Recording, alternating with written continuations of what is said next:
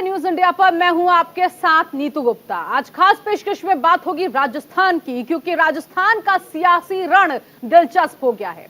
कांग्रेस हो या भारतीय जनता पार्टी, दोनों दलों के लिए राजस्थान की राजनीति बड़ी चुनौती है। दोनों ही दलों में जबरदस्त खेमेबाजी है जो समय समय पर सामने आती रहती है। साल के अंत में राज्य में चुनाव होने वाले हैं। 2024 लोकसभा चुनाव के पहले राजस्थान का सियासी रण साधना दोनों ही पार्टियों के लिए टफ टास्क है। कांग्रेस बीजेपी दोनों ही दलों के शीर्ष नेतृत्व की कोशिश यही है, चुनाव से पहले पार्टी में शांति हो, एकजुटता हो, सारा फोकस चुनावी जीत पर हो। इस लिहाज से दोनों ही दलों के लिए गुरुवार का दिन खास रहा। छत्तीसगढ़ में जारी कलह शांत करने के बाद कांग्रेस आलाकमान का फोकस राजस्थान पर शिफ्ट होता दिखा। सचिन पायलट और अशोक गहलोत के बीच तनातनी खत्म करने का प्रयास दिखा। वहीं दूसरी तरफ बीजेपी के राष्ट्रीय उपाध्यक्ष और पूर्व सीएम वसुंधरा राजे सिंधिया को आनन फानन में दिल्ली बुलाया गया। सूत्रों के हवाले से जो जानकारी मिली उसके अनुसार बीजेपी के केंद्रीय नेतृत्व ने एक आवश्यक बैठक के लिए वसुंधरा राजे को दिल्ली बुलाया। राजस्थान बीजेपी में संगठन और चुनाव समिति में बदलाव पर मंथन जारी है।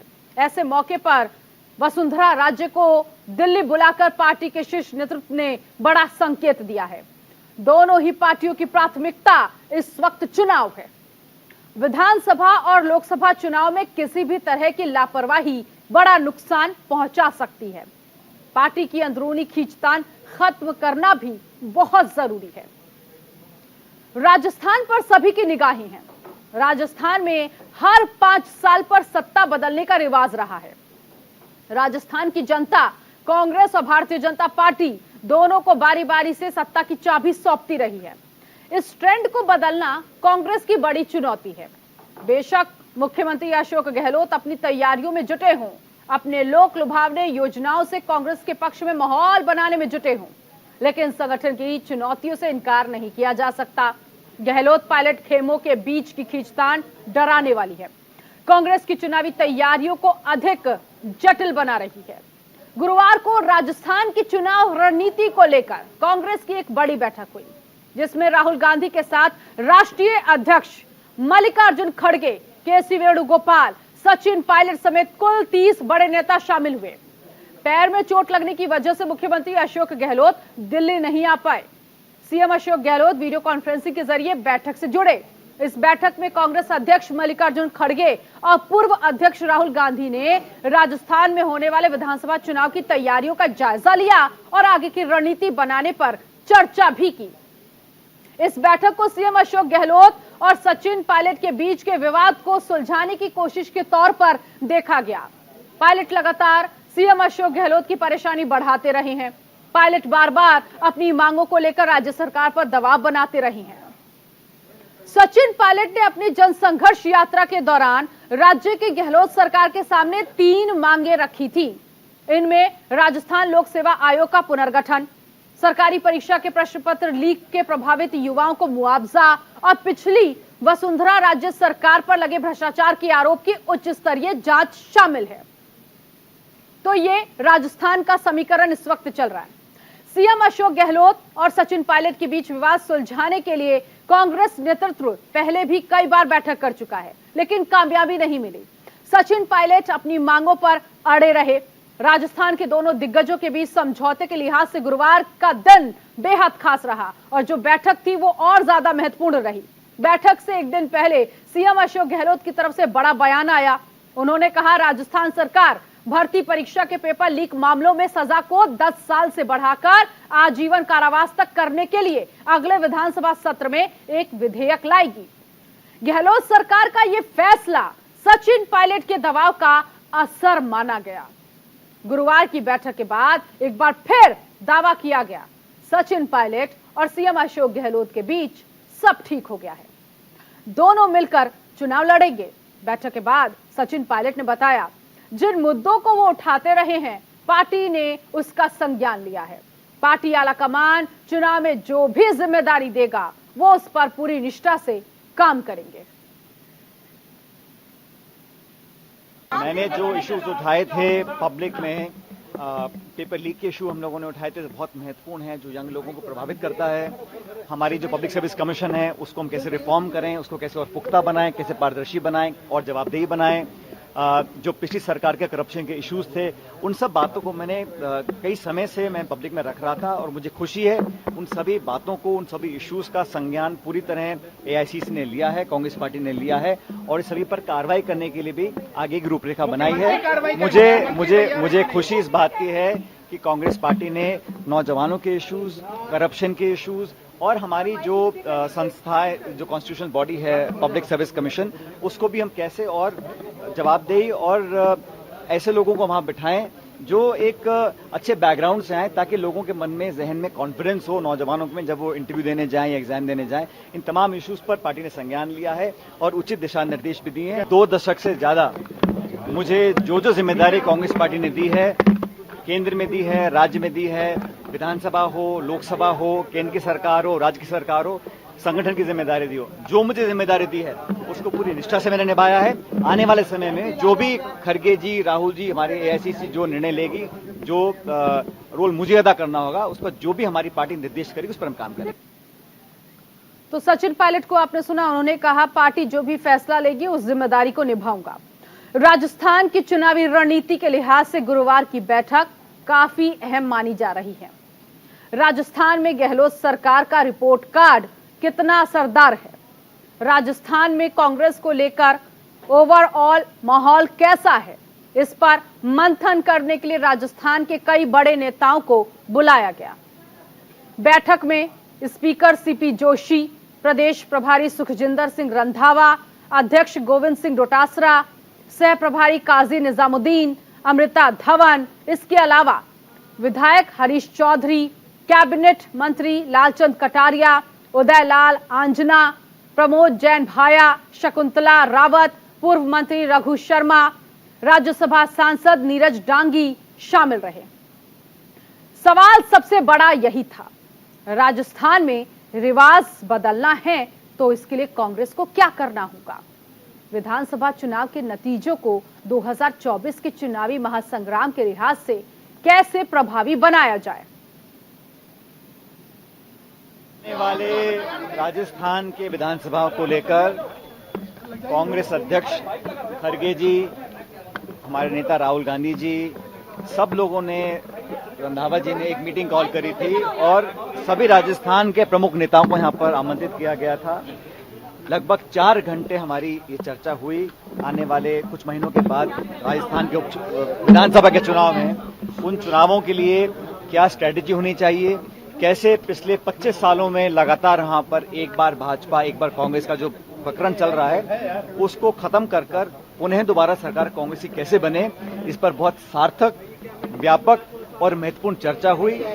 सभी मुद्दों पर हम लोगों ने डिस्कशन किया, बड़े खुले दिमाग से किया और मुझे बताते हुए खुशी है कि सभी लोगों ने ये कॉन्फिडेंस व्यक्त किया है कि हम अगले कुछ महीनों में मेहनत कर कर अपनी सरकार को रिपीट कर सकते हैं। और हमें लगता है कि राजस्थान के अंदर जो मुद्दे हैं उन पर हमारी सरकार ने भी काम किया है। हमारी पार्टी कार्यकर्ता बहुत मुस्तैदी से उन सब पॉलिसीज को, प्रोग्राम्स को धर पर लेकर जाएंगे। हमारा संगठन, हमारे नेता, हमारे विधायक, मंत्री, सभी लोग मिलजुल कर काम करेंगे। और जैसा मैं हमेशा कहता आया हूं, हम सबका ध्येय ये है कि हम कैसे दोबारा कांग्रेस की सरकार राजस्थान में बनाए। मध्य प्रदेश, छत्तीसगढ़, राजस्थान 2018 में तीनों स्टेट्स में कांग्रेस पार्टी जीती थी। इस बार पुनः वही होने वाला है, भारी बहुमत से हम लोग सरकार बनाएंगे और उसके पश्चात 2024 का जो लोकसभा चुनाव होगा उसका भी फर्क इस पर पड़ेगा और हम लोग अच्छी संख्या में वहां पर लोकसभा चुनाव जीतेंगे। तो सूत्र ये बता रहे हैं कि कांग्रेस की बैठक में बड़ा फैसला किया गया है कि अशोक गहलोत की अगुवाई में ही राजस्थान चुनाव लड़ा जाएगा। इसके संकेत कांग्रेस अध्यक्ष मल्लिकार्जुन खड़गे के ट्वीट से भी मिलते हैं। कांग्रेस अध्यक्ष मल्लिकार्जुन खड़गे ने लिखा, जन सेवा, राहत और सबका उत्थान, प्रगति के पथ पर बढ़ता राजस्थान। कांग्रेस पार्टी ने राजस्थान में समावेशी विकास एवं जन कल्याण की योजनाओं को घर घर तक पहुंचाया है। पार्टी एकजुट होकर आगामी चुनाव में जनता के बीच जाएगी। राजस्थान का हर वर्ग, किसान, खेत मजदूर, युवा, महिलाएं और समाज का हर एक वर्ग कांग्रेस पार्टी में अपनी आस्था व्यक्त कर रहा है। हम सबकी आकांक्षाओं का ख्याल रखेंगे। राजस्थान का वर्तमान और भविष्य दोनों कांग्रेस के हाथों में सुरक्षित है। इस बार इतिहास बदलेगा। बैठक के बाद कांग्रेस महासचिव केसी वेणुगोपाल ने बताया, सभी नेताओं ने सर्वसम्मति से निर्णय लिया, कांग्रेस राजस्थान चुनाव जीत सकती है, बशर्ते राजस्थान कांग्रेस में एकजुटता हो। उम्मीदवारों के जीतने की क्षमता के आधार पर उनका चयन किया जाएगा। उम्मीदवारों की सूची सितंबर के पहले सप्ताह में घोषित की जाएगी। हर किसी को अनुशासन का पालन करना होगा।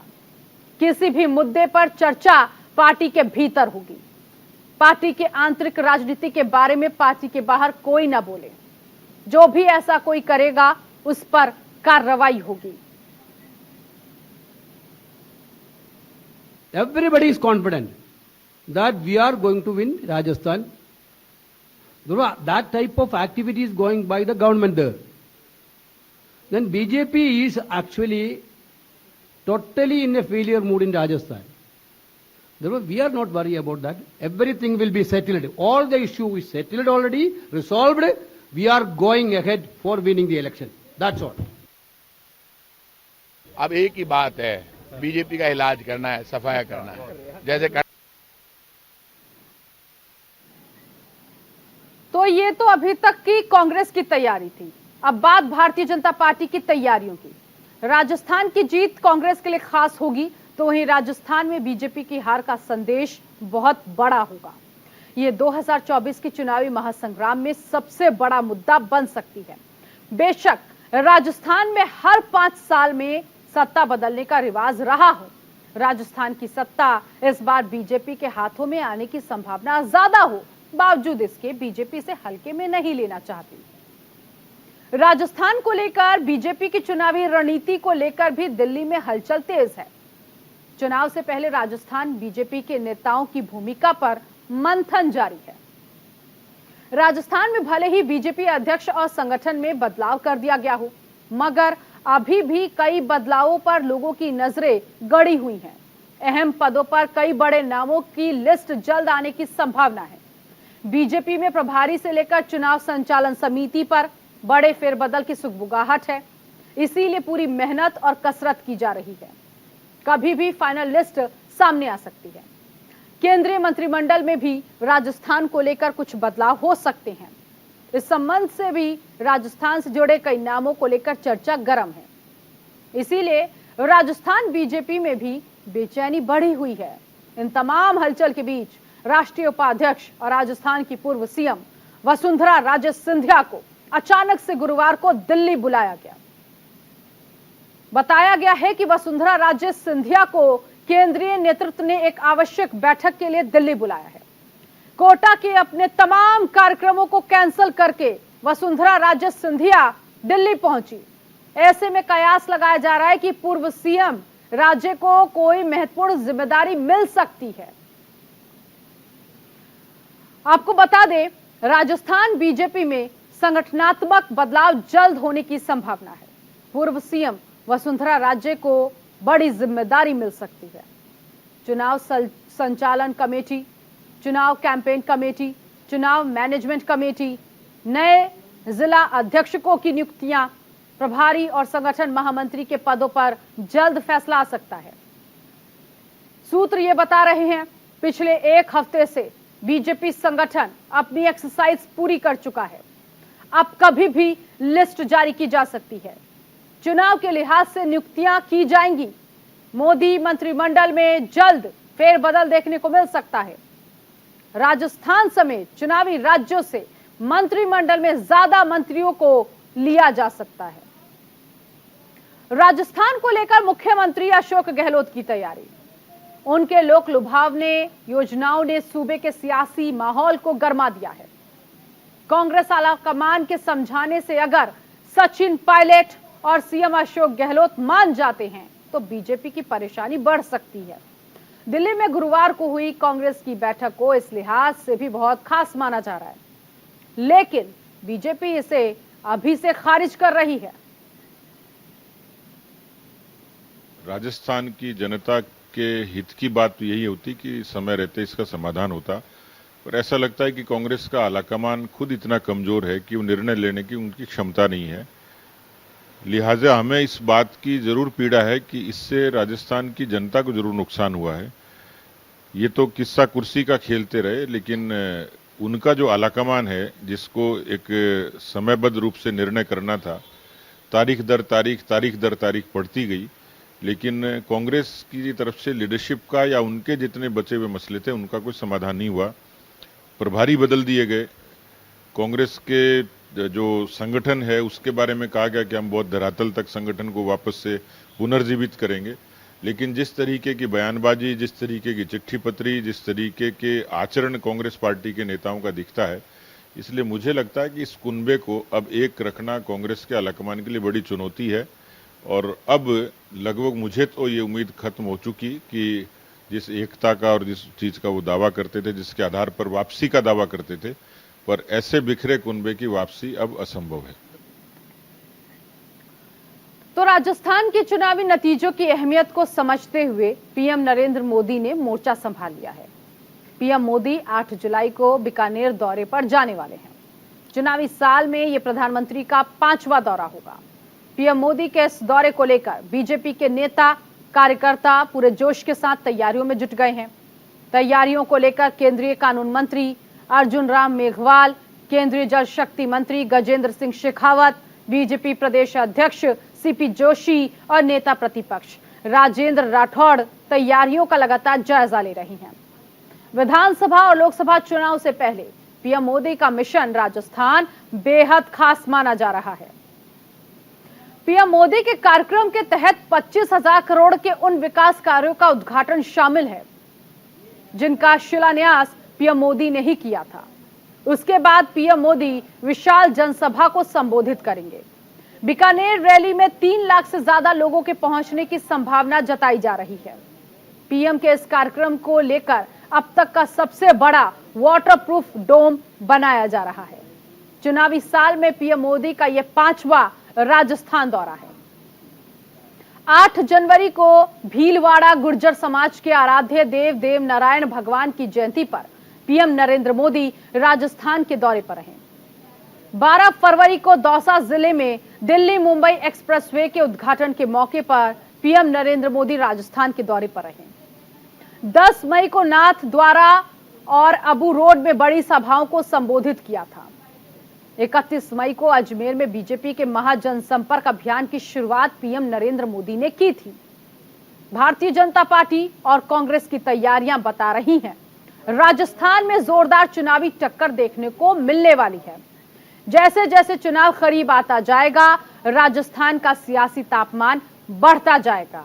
लेकिन इस वक्त राजस्थान की जनता को समझना होगा, तमाम पार्टियां जो तैयारियां कर रही हैं, वोट उन्हें अपने हिसाब से देना है। इस खास पेशकश में आज के लिए बस इतना ही।